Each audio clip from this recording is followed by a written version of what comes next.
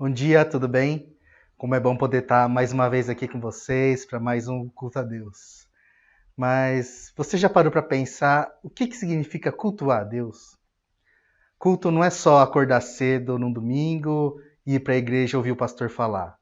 E também não é sentar na frente da TV para assistir um vídeo. Culto não é um negócio passivo, é ativo. Não é um lugar que você vai, mas é uma coisa que você pratica. É cantar, é orar, adorar. Envolve sacrifício e obediência a um Deus que é santo. Mais que isso, é santo, santo, santo. Culto não é para ouvir e cantar uma música que você gosta ou para receber uma mensagem de um pastor que você admira. O foco do culto não sou eu, nem o pastor e nem você. O principal do culto é Deus. Sempre vai ser Deus. Ele é o alvo da adoração. E o seu culto a Deus não pode acontecer só no domingo, mas todos os dias da semana. Só que o domingo é especial. É especial porque é um dia que a gente separa só para isso. E é especial também porque nós podemos fazer isso juntos, como uma grande família. E é nesse espírito que eu te convido para cantarmos juntos essa primeira música.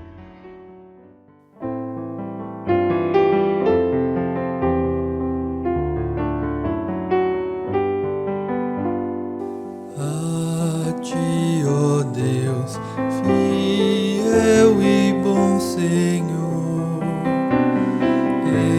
eterno Pai, supremo benfeitor,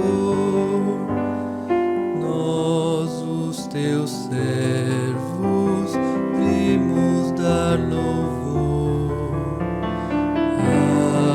Aleluia, aleluia.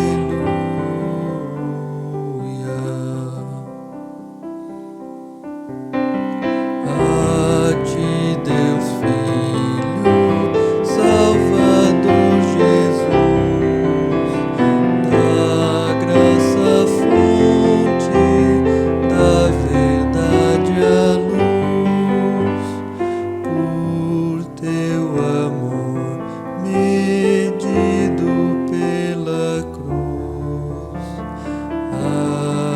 Aleluia, aleluia.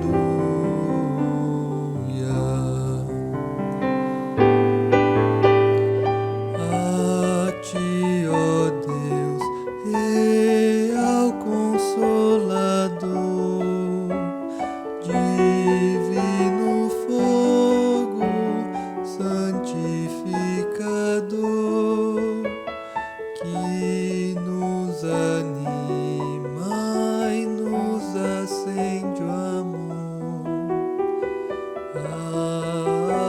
Aleluia, aleluia.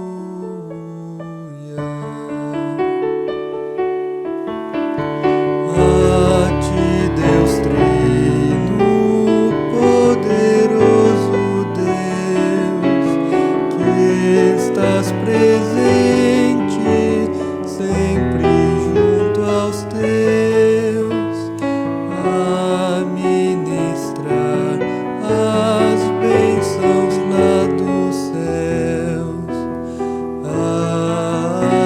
Aleluia, aleluia. Nós vamos fazer agora a leitura de Salmo 100. Diz assim: Aclamem o Senhor todos os habitantes da terra. Prestem culto ao Senhor com alegria. Entrem na sua presença com cânticos alegres. Reconheçam que o Senhor é o nosso Deus, Ele nos fez e somos dele.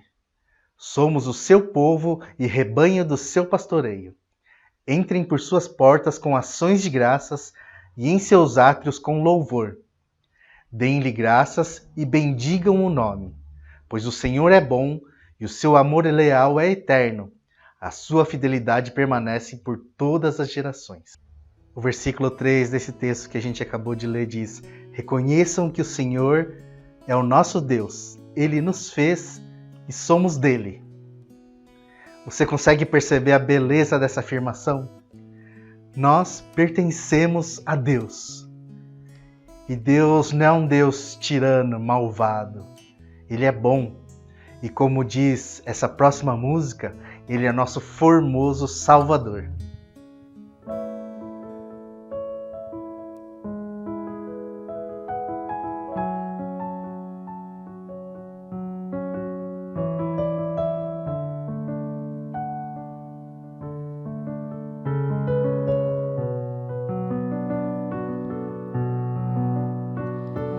Jesus, Deus majestoso, formoso Salvador, ressuscitou, Redentor, justo e santo. És o Cordeiro, luz da manhã. O céu louva a ti, Senhor. Toda a criação adora ao Rei. Tremendo és, quão belo és, teu nome de poder exaltarei. Tremendo és, quão belo és, Ele é Jesus, nome tão santo é Jesus.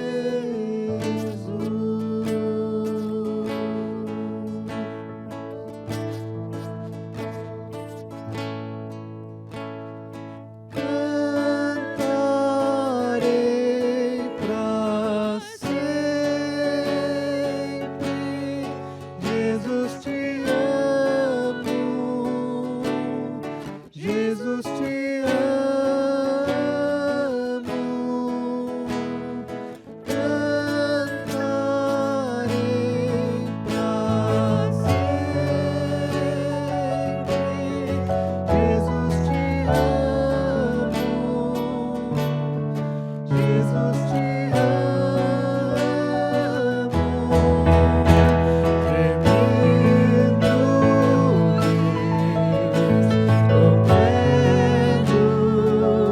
és, quão belo és, teu nome de poder exaltarei. Tremendo és, quão belo és, Ele é Jesus, nome tão santo és Jesus.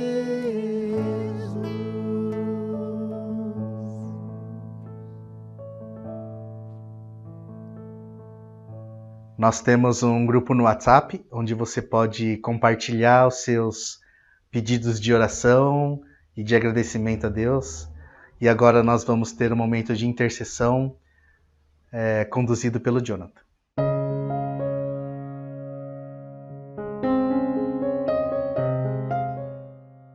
Senhor nosso Deus, nosso Pai amoroso que nos ouve e que se alegra em receber as nossas orações. Obrigado pelo seu amor e porque a gente pode entrar na sua presença graças ao sacrifício de Jesus. Nós, como igreja, agradecemos pela vida da mãe do Shigeo, pelos exames que ela tem feito e obrigado pelo seu cuidado até agora, porque não foi detectado nada grave e pelo tratamento que ainda vai ocorrer. Agradecemos, Senhor, pelo seu cuidado e que o Senhor continue a estar com ela durante o tratamento, tranquilizando também os nossos corações e cuidando de todo esse processo de tratamento e recuperação. Oramos também pela família da Rosa, pelo falecimento do seu irmão. Obrigado, Senhor, porque o Senhor ouve nossas orações, mas o Senhor ainda é soberano sobre todas as coisas. Que o Senhor possa trazer consolo e a sua paz também sobre essa família. Agradecemos também pela recuperação da Sayuri, que fez uma cirurgia no joelho, que está se recuperando em casa. Por favor, continue cuidando do seu processo de se restabelecer. E oramos também essa semana, Senhor, por todas as crianças que têm sido alcançadas pelo trabalho da APEC. Pedimos, Senhor, pelos seus missionários, nos ajuda como teus servos a ser servos obedientes, que respondem ao seu chamado e que vão, que oram, que enviam missionários, Senhor. Que o Senhor possa suprir as necessidades de todos aqueles que estão no campo, longe de suas casas, pelas igrejas e famílias nos países onde há perseguição. Por favor, os proteja e lhes dê a força que eles precisam para confiar no Senhor e fazer o seu trabalho. Abençoa, por favor, o trabalho da PEC e que o Brasil seja alcançado para ti, Senhor. Cuida também da gente como igreja, como teu povo. Nos dá discernimento, sabedoria. Nos ajuda a compreender a sua vontade e ser mais parecidos com o Senhor. Nos instrui, nos dá ouvidos atentos, corações abertos e submissão à tua palavra, Senhor. Nos ajuda a imitar o Senhor, nos conduz à semelhança de Cristo. Em nome de Jesus nós oramos. Amém.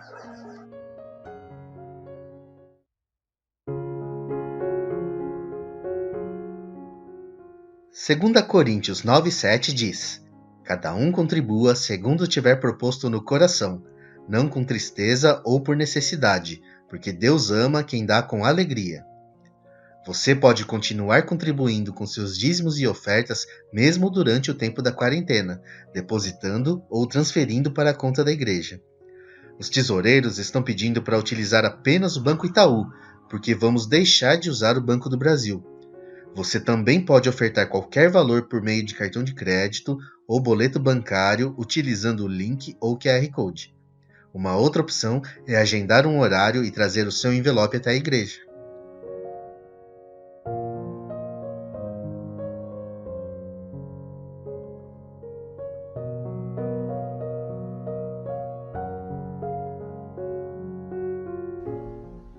Vamos orar? Senhor, nós te agradecemos pelo teu imenso amor e cuidado com as nossas vidas. Obrigado pelo sustento que o Senhor nos dá a cada dia e nada tem nos faltado, Deus. Por isso, com gratidão, nós devolvemos uma parte para o Senhor. Continua nos abençoando e dê sabedoria para todos que vão administrar esse dinheiro, para que por meio desses recursos o teu nome seja conhecido, engrandecido e glorificado, Pai.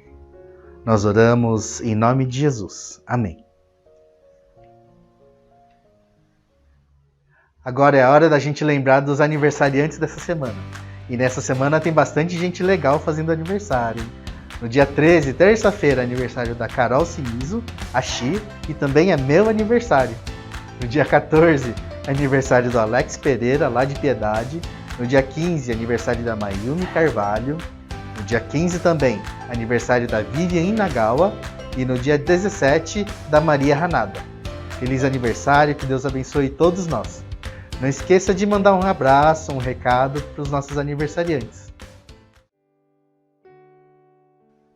Nós cultuamos a Deus porque nós cremos, nós amamos e confiamos nele. Perto de Deus, nós podemos dizer com certeza que qualquer dor, qualquer preocupação, qualquer frustração dessa vida pode ser vencida sim. Mas não porque a dor para de existir ou porque as coisas param de incomodar a gente, mas é porque diante de Deus, diante da grandeza dele, todas essas coisas se tornam insignificantes. Você confia em Deus? A sua fé está firmada nele? Vamos louvar?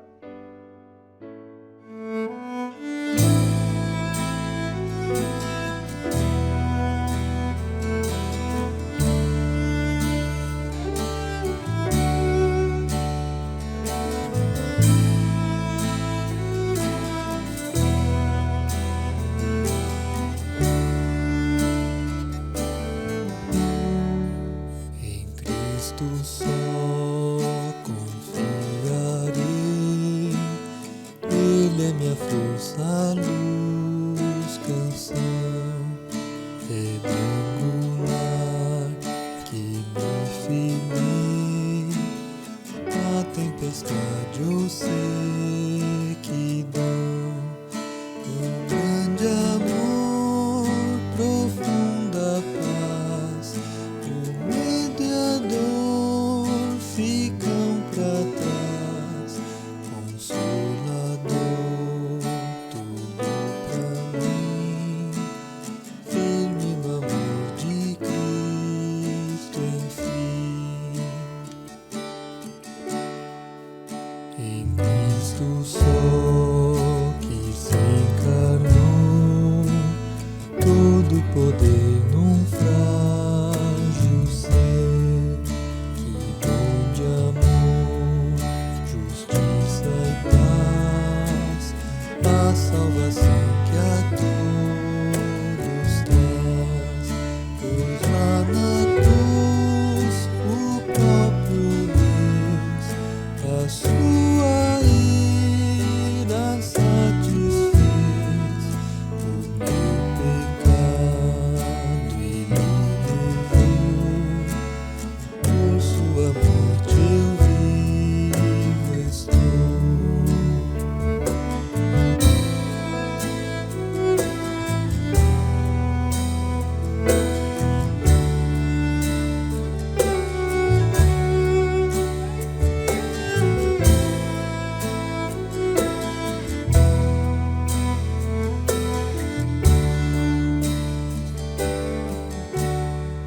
Seu corpo inerte ali ficou, luz quente as trevas se apagou.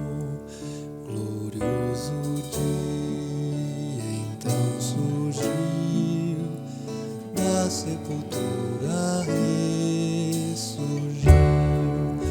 Vitória eterna conquistou, do meu pecado livre estou, pois eu sou dele e ele pelo seu sangue me comprou. A minha fé e o meu amor estão firmados no Senhor, estão firmados no Senhor.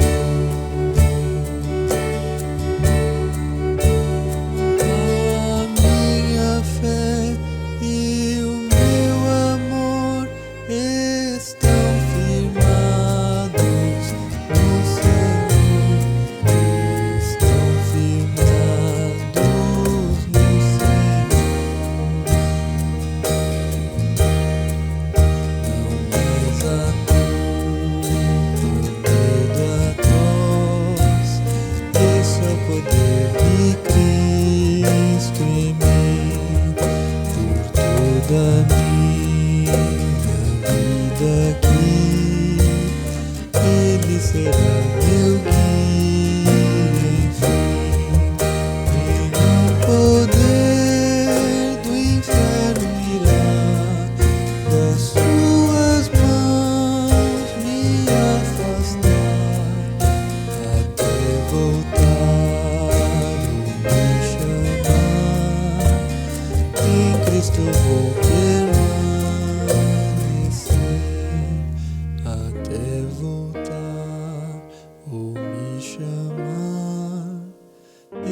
Cristo vou permanecer.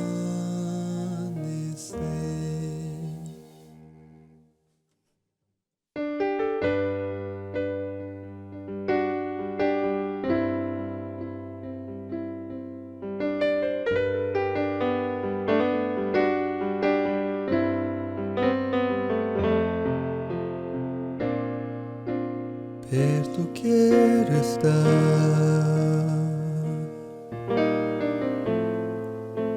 junto aos teus pés,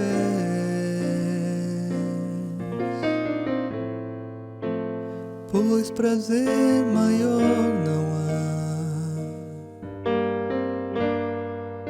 que me render e te adorar. Tudo que há em mim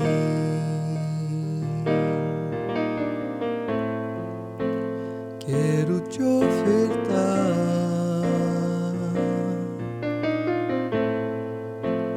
mas ainda é pouco eu sei, se comparado ao que ganhei. Não sou apenas servo, teu amigo me tornei.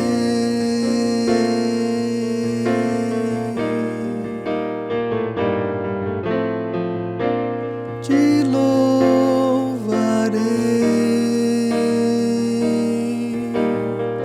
não importam as circunstâncias,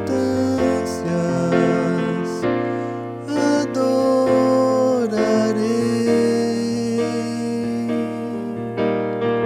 somente a ti, Jesus.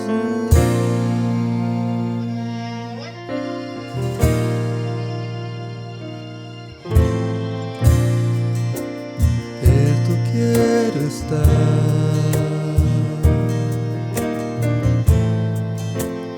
junto aos teus pés,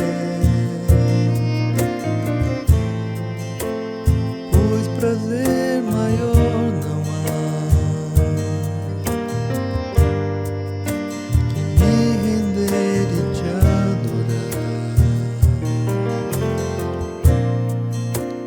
Tudo que há em mim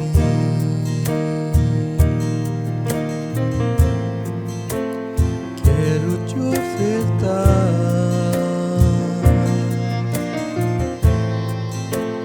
mas ainda é pouco eu sei, se comparado ao que ganhei.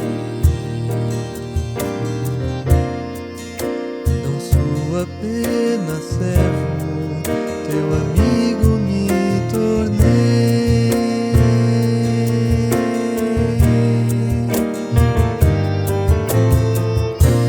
Te louvarei,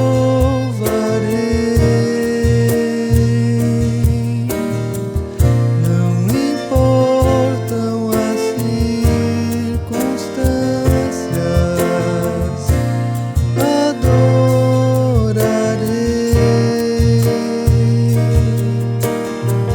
somente a ti, Jesus. Te louvarei, não importam as circunstâncias, adorarei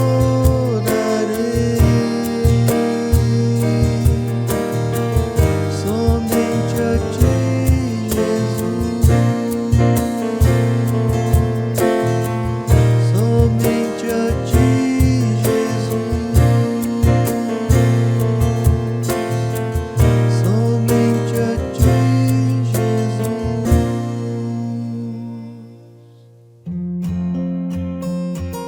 Olá! Preste atenção nos avisos dessa semana. Olá, estou fazendo uma campanha para levantar recursos para ajudar nosso missionário Valber a conseguir um motor para seu barco, que ele usa para ir visitar aldeias sem igrejas e levar as boas novas do Evangelho para as crianças. Caso você queira ajudar com qualquer valor, entre em contato comigo. Ou você também pode comprar essas geleias de amora missionárias para ajudar. Me avise no meu WhatsApp. Juntos pela evangelização das crianças da Amazônia.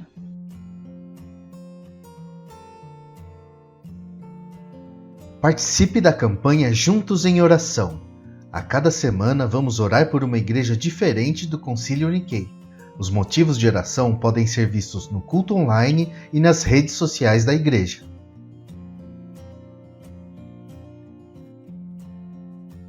Toda terça-feira, às 8 horas da noite, temos um grupo de estudo bíblico online. Se você quer participar, entre em contato conosco pelo nosso WhatsApp. No dia 14 de outubro, teremos uma palestra com a Ruth Hayasaka falando sobre o segredo de uma rotina alimentar de sucesso.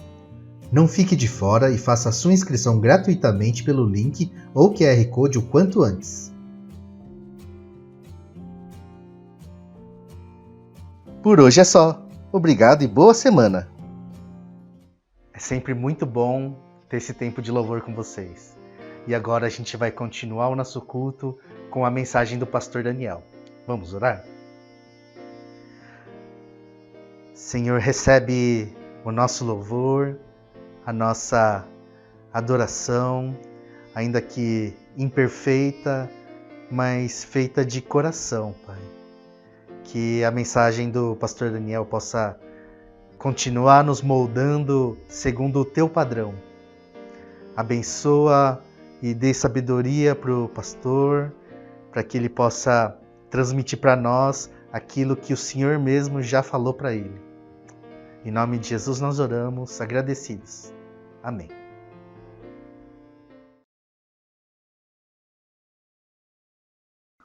Sofremos. Ponto. Essa semana alcançamos a marca de 150 mil óbitos em função da Covid, só aqui no Brasil. Tem mais de 200 mil lá nos Estados Unidos, 1 milhão no mundo. Queimadas sem parar, não só no Brasil, como nos Estados Unidos, e queimando a Amazônia, Pantanal, Jundiaí, Marília. A criação toda geme, como diz a Bíblia, ansiando por libertação. E é sobre isso que a gente gostaria de conversar hoje. Então seja bem-vindo, bem-vindo aqui à nossa igreja. Espero que se sinta bem e que essa palavra possa fazer você pensar um pouquinho e, quem sabe, conduzi-lo para mais perto de Deus. Começo explicando que tentei resumir esse assunto todo em uma única pregação, mas eu não consegui. Então, explicar uma coisa bastante significativa e contextualizar isso vai exigir mais do que uma mensagem. E já peço desculpas porque vai ser mais uma aula do que uma pregação. Mas eu quero falar sobre o sofrimento, se estamos preparados para ele, se entendemos nele algo que tenha sentido. Será que sofrimento é teste, oportunidade, castigo ou apenas uma interrupção? Começo falando sobre o que pensam algumas das civilizações mais antigas, ou civilizações fora do guarda-chuva hollywoodiano, que resumo em 4 pontos de vista seguindo o esboço do reverendo Tim Keller, pastor presbiteriano de Nova York, de uma igreja bastante relevante para os que não gostam de igreja ou de religião. Ele diz assim, tem um grupo, ou tem sociedades no mundo que tem uma visão chamada moralista.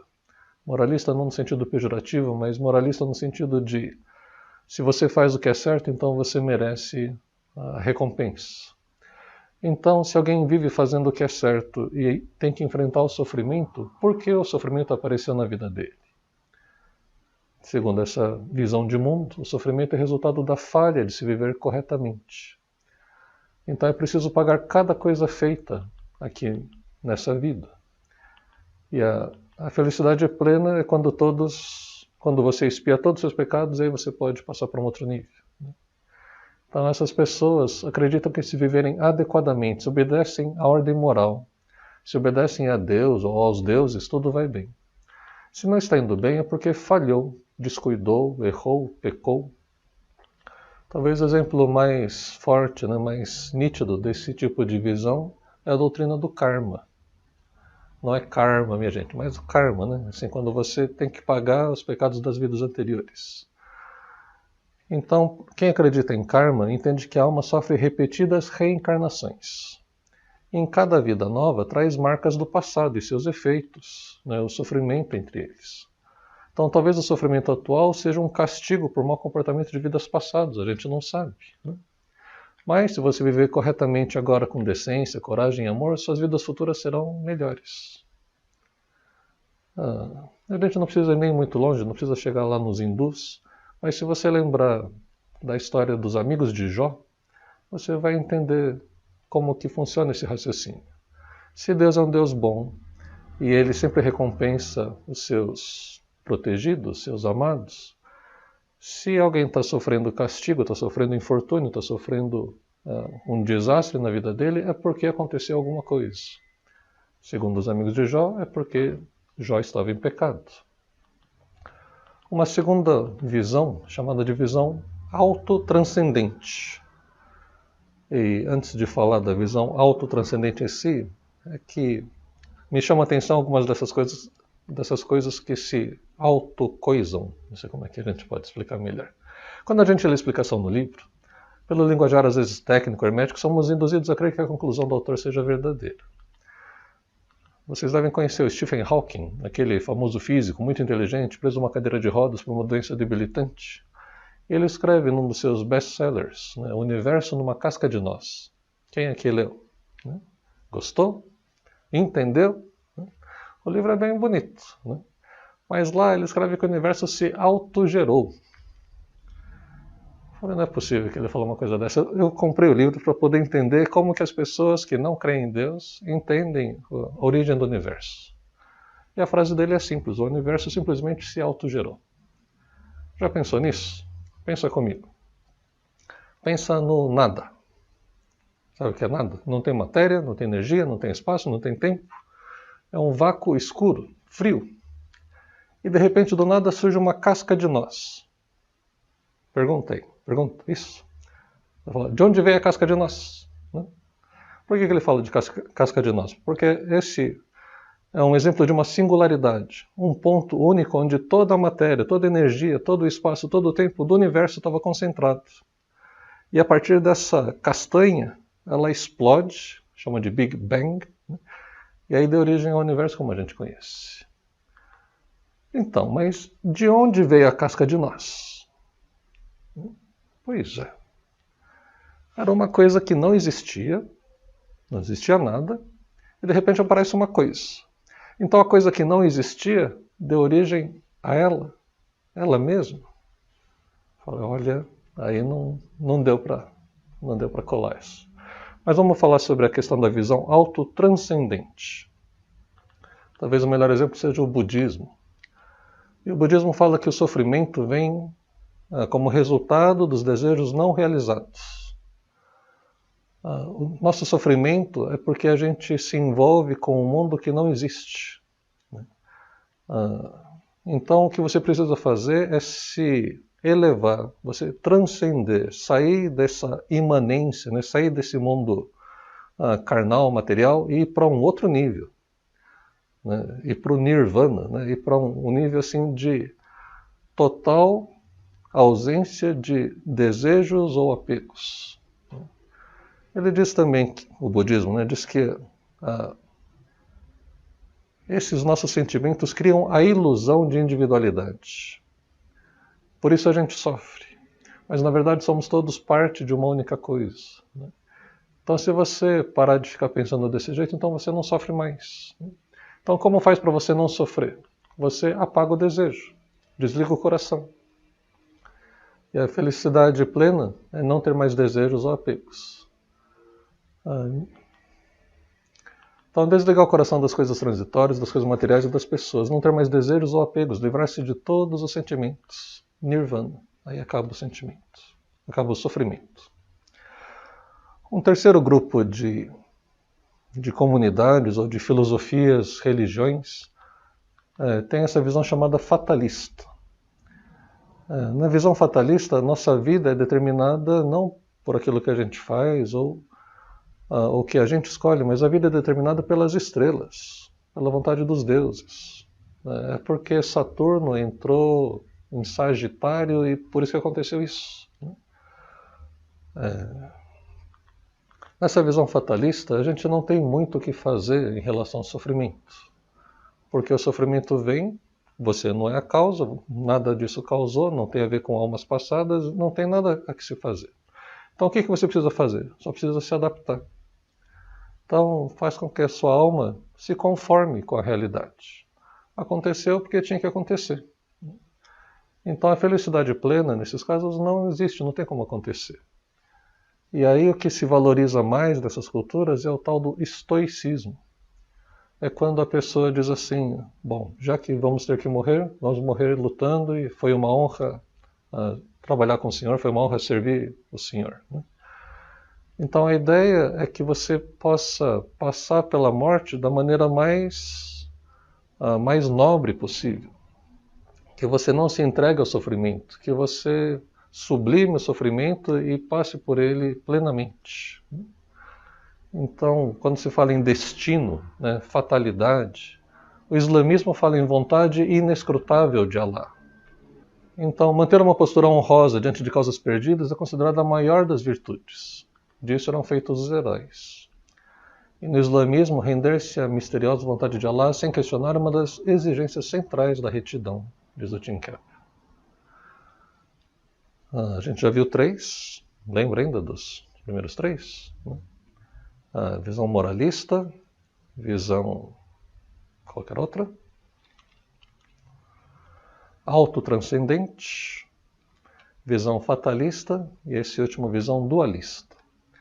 Na visão dualista, a nossa vida não é exatamente nossa vida, mas a gente está num palco onde acontece uma disputa entre o bem e o mal. Forças do bem contra forças do mal estão em guerra e aí de vez em quando acontece um efeito colateral, né? Como é que chama? Perdas colaterais, tiro amigo, não sei. O sofrimento é um efeito colateral. Acontece. Então a dor, quem está sofrendo, ele na verdade é vítima de uma batalha do bem contra o mal. E a esperança é que o bem vença o mal no final. Nessas sociedades, o mundo não está sob controle total de Deus, mas um campo de batalha entre forças das trevas e forças de luz. A injustiça, pecado e dor estão no mundo por causa do mal, dos poderes satânicos. E os sofredores são as baixas nessa guerra. Os sofredores são vítimas nessa batalha contra o mal e enchem-se de esperança porque aprendem. O bem acabará triunfando. Aqui está o pensamento do zoroastrismo persa antiga e também do comunismo. Que fala que, no final das contas, o proletariado vai vencer. Né? Então você sofre, quem assistiu ou quem leu Fazenda dos Animais, Animals Farm, né? Do Orson Welles. Orson Welles não, me ajuda aí, George Orwell, que são ingleses, né? O George Orwell fala muito mal do comunismo. Acho que você devia prestar atenção. Porque não é só do comunismo, mas é do comunismo totalitarista. Né? Comunismo sozinho já é ruim, totalitarismo pode ser comunista ou pode ser fascista. É ruim também do mesmo jeito.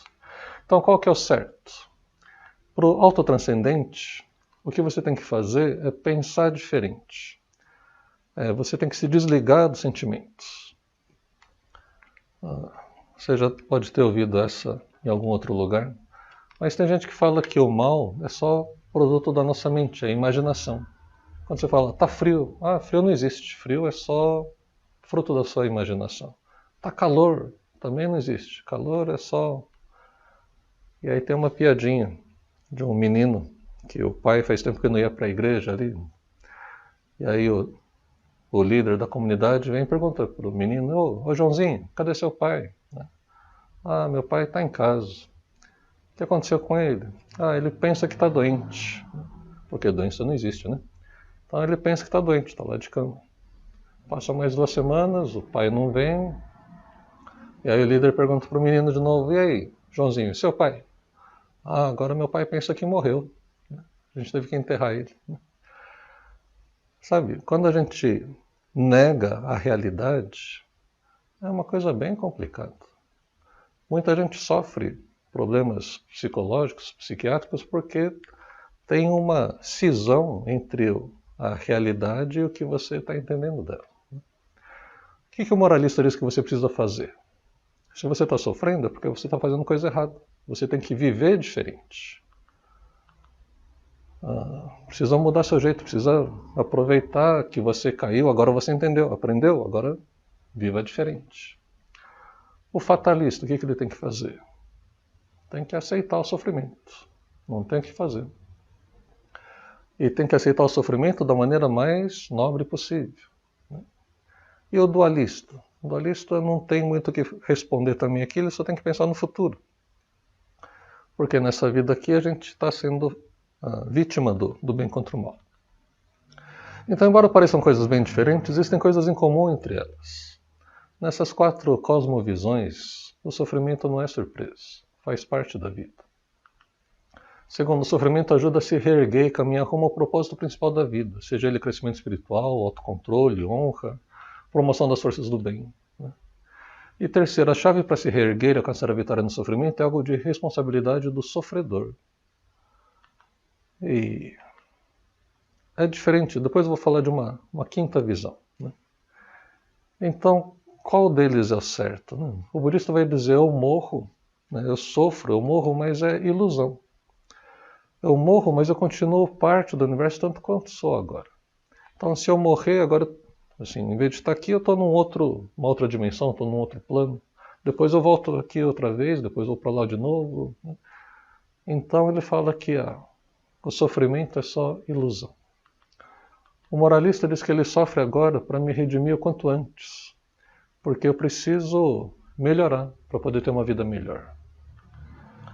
No karma, ele vai dizer, eu sofro, mas estou pagando. E conforme eu vou pagando, eu vou expiando os meus pecados anteriores. Então eu sei que no futuro vai ser melhor.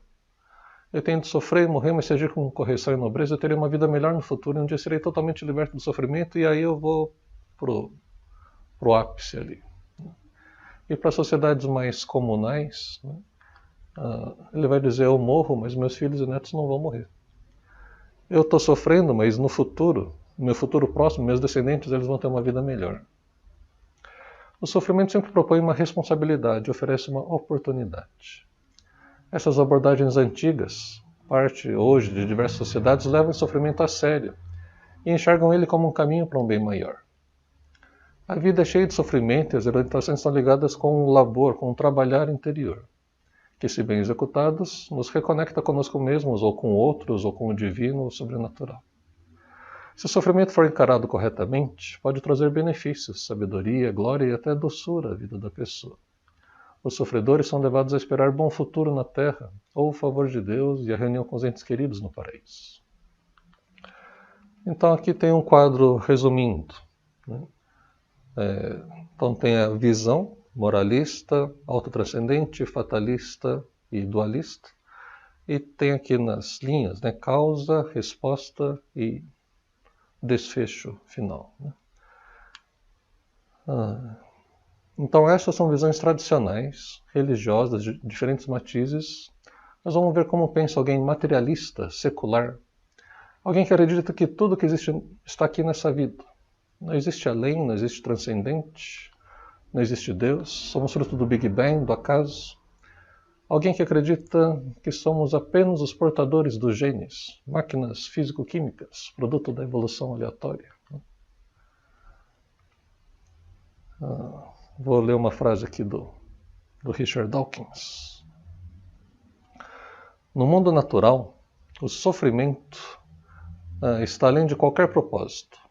No universo de forças físicas cegas e replicação genética, algumas pessoas vão ser feridas. Outras terão mais sorte e não encontrarão explicação para isso, e não encontraremos explicação para isso e nem justiça. Richard Dawkins é um cientista bastante ateu, um ateu militante.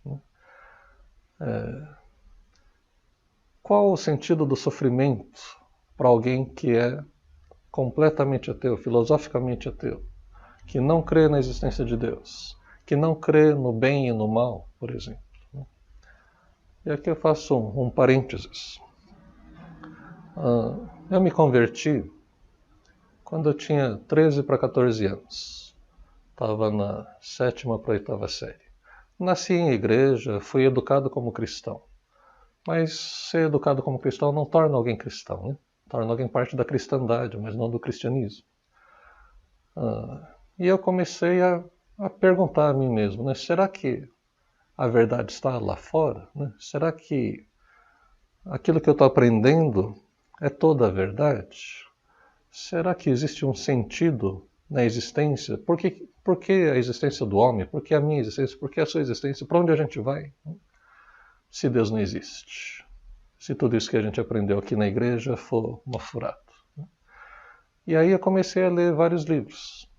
Tenho uma amiga até hoje, a Marina Morena, no Facebook. Ela era bibliotecária e eu ia toda semana. Eu li toda a prateleira de filósofos. Né? Com 13, 14 anos, a compreensão é limitada, mas no que eu podia entender eu estava procurando. Qual o sentido da vida se Deus não existe? E aí os únicos que achei realmente coerentes na época foram os tais dos existencialistas. Né? Jean Genet, Jean-Paul Sartre, Hemingway. Né? E eles diziam assim, bom, Deus não existe, então se Deus não existe não tem certo e errado. Essa conversa de que a gente tem que viver para o bem dos outros, isso é papo furado. Né? A gente precisa se adaptar melhor, tem que ser mais forte, tem que aproveitar a vida do jeito que a gente puder aproveitar, porque depois dela não existe nada.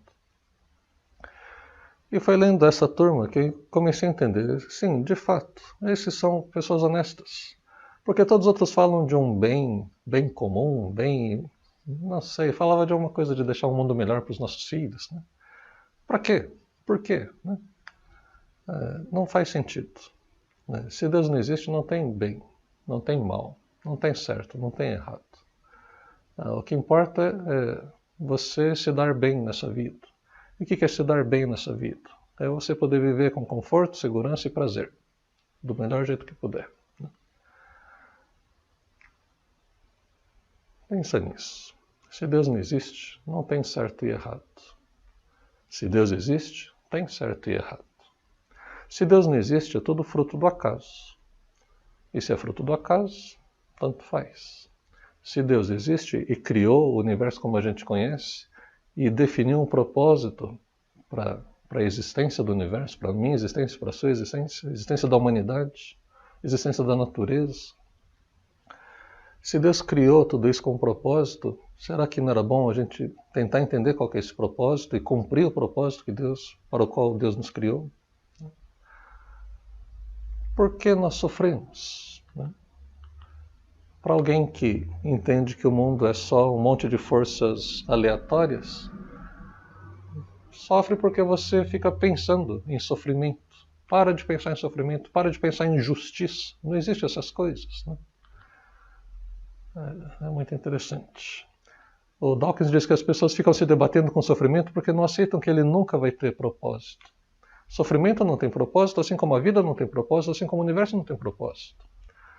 E o sofrimento, segundo Dawkins, ele é irracional, né? Nem ruim nem bom. Porque categorias como bom e ruim não fazem sentido no universo que habitamos. Então, para alguém que não tem Deus, que faz questão de não ter Deus, o sofrimento não significa nada, é um soluço perverso. Para ele, a busca de significado em coisas que não têm significado acabam sendo a origem de mais sofrimento, também de explicações que necessitam de um ser superior que possa dar propósito para a vida e para o sofrimento. Aí você vai ouvir argumentos do tipo, as pessoas precisam criar um Deus porque elas querem achar um significado para a vida. Então, mas pensa o contrário. Tá bom, Deus não existe. Então não pergunte por que você está sofrendo. Nem sinta o sofrimento. Simplesmente viva. Né? Ele vai dizer mais para frente que a vida pode ter significado e glória que nós quisermos dar a ela. Ou seja, para um materialista secularista como Richard Dawkins, você mesmo deve dar significado e propósito para a sua vida. Um outro autor, Schroeder, diz que o que Dawkins está pedindo é impossível. A busca por significado é que nos torna dignos de viver. Isso que nos distingue dos animais. E uma das implicações desse raciocínio é que se tudo que existe está aqui, então a busca é só por conforto, segurança e prazer aqui. E onde entra o sofrimento? Lugar nenhum. Né? Sofrimento não faz sentido. Sofrimento é só uma interrupção, um azar, algo que nos tira o conforto, segurança e prazer, o objetivo máximo possível. Então, no mundo secularizado, o sentido da vida está na busca do prazer e na liberdade pessoal. E o sofrimento é só um empecilho. É só um empecilho e o que as pessoas fazem? Eles terceirizam. Né? Nas culturas que você espera o sofrimento, você trabalha interiormente o que está acontecendo.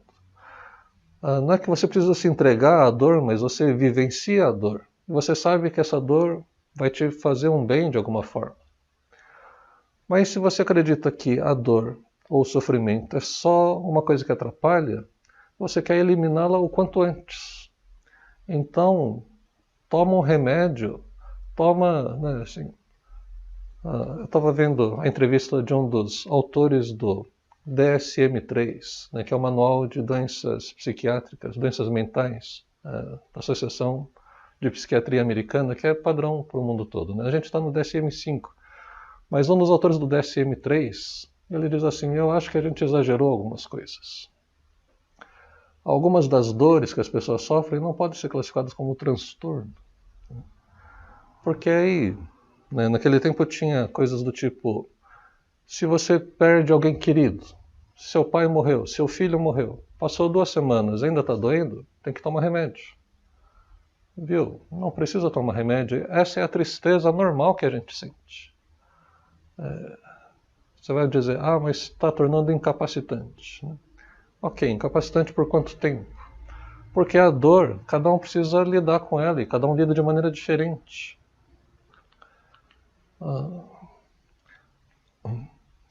Diz o autor, esqueci o nome dele agora, ele fala que talvez eles tenham exagerado em 20 a 30% dos transtornos descritos ali no Manual de Doenças Mentais, talvez fossem parte normal da vida.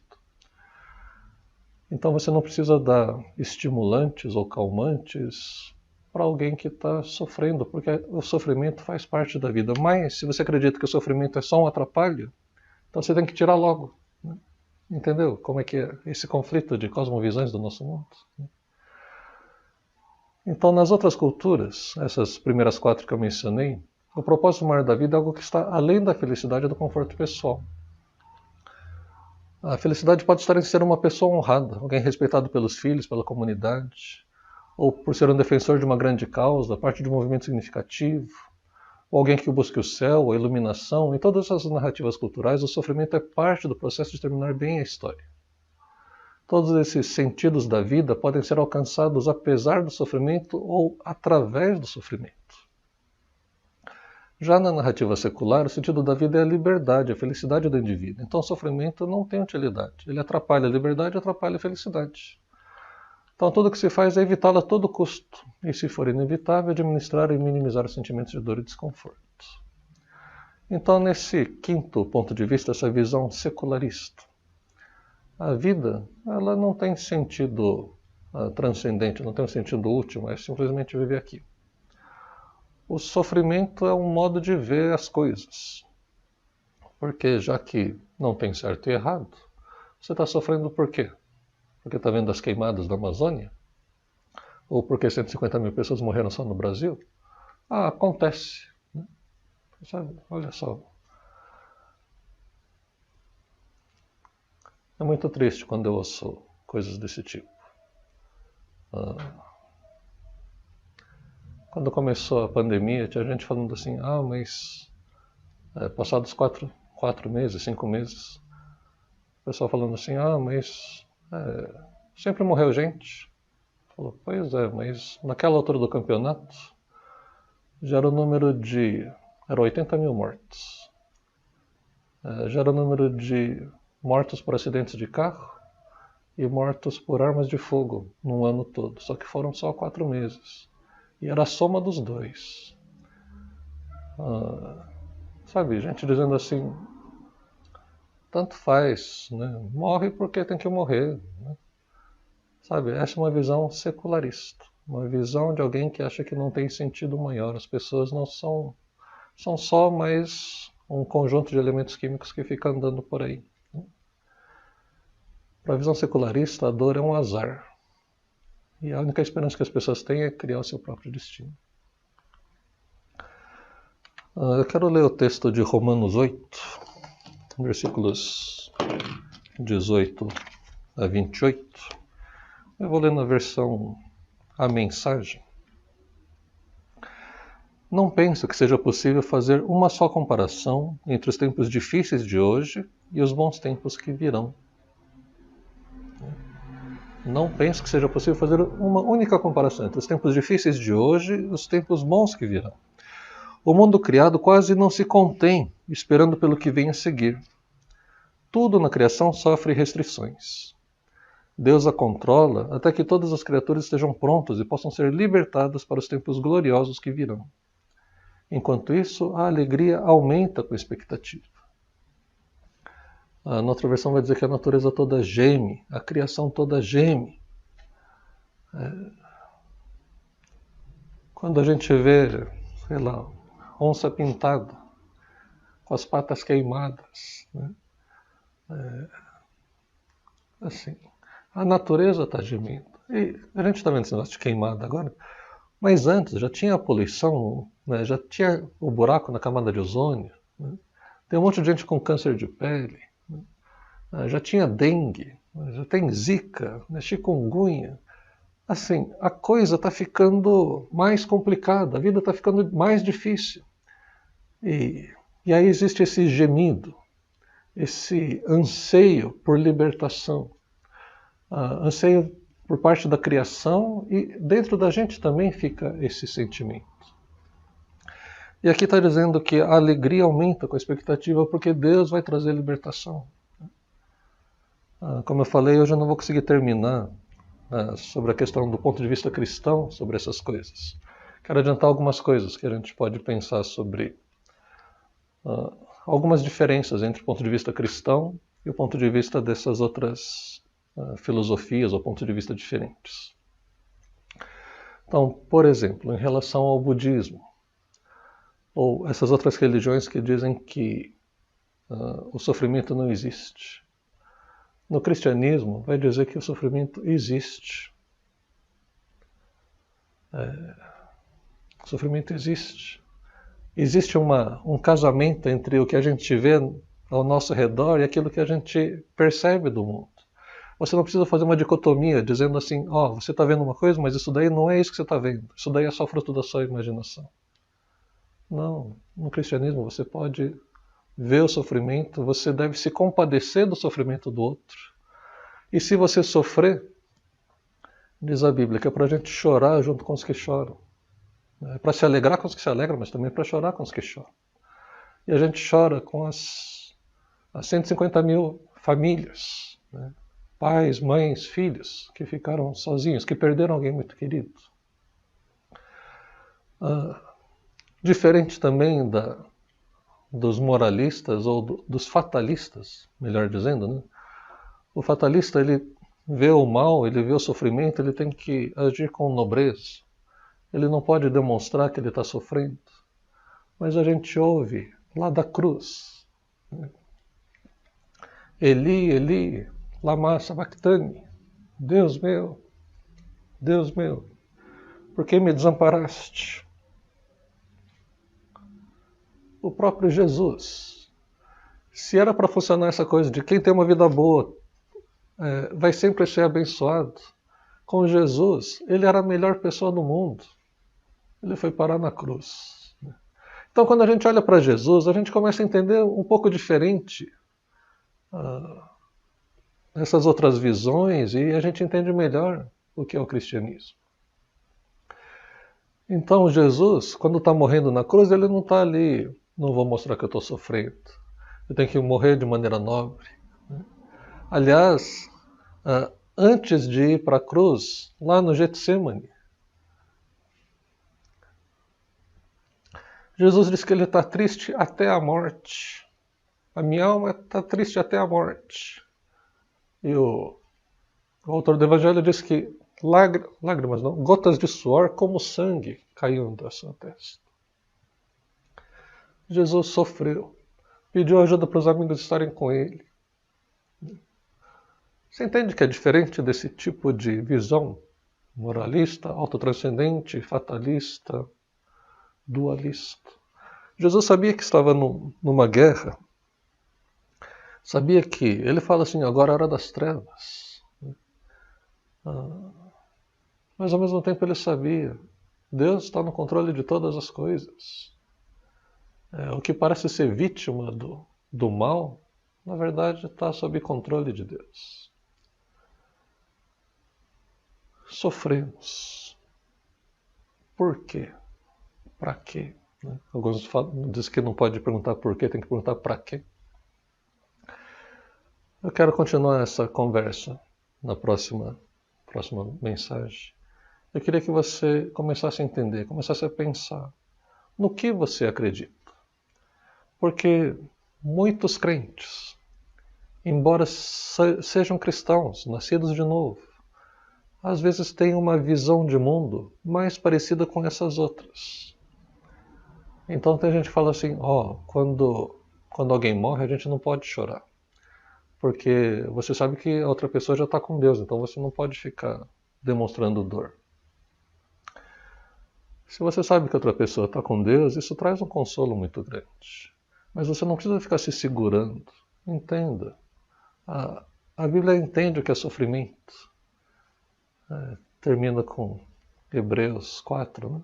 Que fala que em Jesus nós temos um sumo sacerdote, do qual a gente não precisa se envergonhar. A gente deve se aproximar desse sumo sacerdote com ousadia, porque esse sumo sacerdote sabe o que é sofrer. Então, por isso ele entende os nossos sofrimentos. Quero convidar você a reconhecer sua fragilidade, nossa humanidade, nossa limitação, nossa dependência de Deus, e pedir que Deus possa trazer o consolo dele para o seu coração se você está sofrendo. Mais do que isso, que você possa ter uma autenticidade, uma genuinidade ao compartilhar do seu sofrimento com outras pessoas. Fazemos parte do mesmo corpo de Cristo. Se você ainda não entregou sua vida para Jesus, a gente usa essa expressão entregar a vida para Jesus, reconhecer que Jesus é Deus e que Ele está no controle de todas as coisas. Você só precisa dizer, Jesus, eu quero entregar minha vida para o Senhor. Eu quero ter essa vida autêntica, genuína, não de desespero, mas de reconhecer o sofrimento e ao mesmo tempo ter uma esperança verdadeira. Me ajuda a viver com isso. Vamos estar orando. Deus, a Tua palavra diz para nos aproximarmos confiadamente ao trono da Tua graça, para que em tempo oportuno a gente receba a misericórdia e encontremos graça no momento de necessidade. Então, Deus, o Senhor conhece o coração de cada um que está ouvindo nessa manhã e sabe o quanto de graça e misericórdia a gente precisa do Senhor. Deus, ajuda-nos a ter uma compreensão melhor da Tua palavra. Instila em nós esse desejo de estar mais perto de Ti. Ajuda a gente a vencer a preguiça, o comodismo, ou não sei que nome se dá, mas essa apatia ou inação de se dirigir até o Senhor. Dá-nos essa ousadia de nos aproximarmos desse que é o sumo sacerdote, Jesus Cristo, para que a gente tenha os nossos pecados apresentados, as nossas dores apresentadas a Deus e possa receber do Senhor a Tua graça e a Tua misericórdia. Abençoa cada uma das famílias aqui que estão ouvindo. Abençoa, Deus, os que estão ainda na luta, no campo na linha de frente da saúde. Cuida, Senhor, especialmente daqueles que estão com sofrimento emocional, que estão com depressão, com ansiedade, ou precisam do Teu consolo porque estão em luto. Oro, Deus, que a Tua paz possa preencher o coração e a mente deles. Oro também, Deus, por renovação espiritual. E oramos também, Deus, pela retomada da igreja, quando ela puder voltar a se reunir fisicamente, Senhor. Nós oramos para que haja um crescimento, para que haja uma renovação dos nossos votos contigo. Mais do que isso, Deus, oramos também pelo fim dessa pandemia. Ajuda-nos a aprender com ela, mas ao mesmo tempo clamamos para que ela possa ir embora o quanto antes. Nos submetemos a Ti com temor e tremor, crendo que o Senhor tem preparado coisas que não são comparáveis, nem um pouco comparáveis com as que estamos sofrendo hoje aqui. Obrigado por tudo, Senhor. Abençoa-nos, pedimos em nome de Jesus. Amém. Oremos. Que a graça do nosso Senhor Jesus Cristo, que o amor de Deus, o nosso Pai, que a comunhão e a consolação do Espírito Santo estejam sobre você e a sua casa hoje e sempre. Amém. Amém.